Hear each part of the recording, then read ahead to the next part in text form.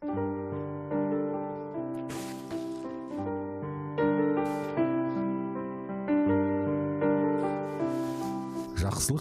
әрбіріміздің қолымыздан келеді.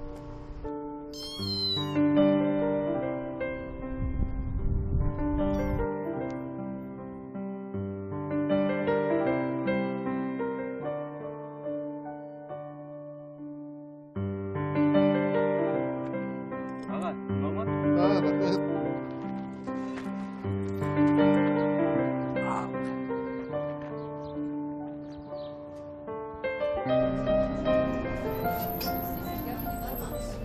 Ол өзін әр адамға берешекте сезінеді.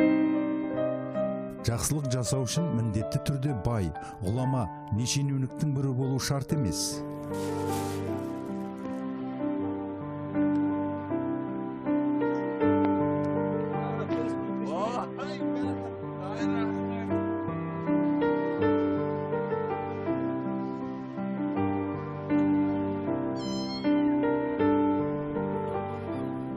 Ол ешқашан қайырымдылығына қайтарма сұрамайды.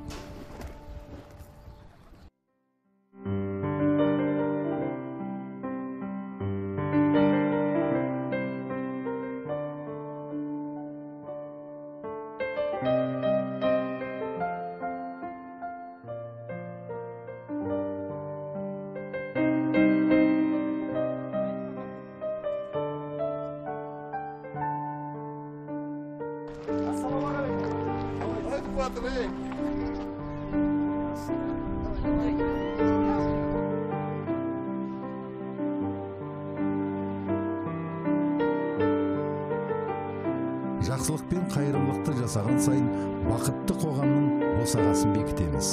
Жақсылық жасауға асығайық.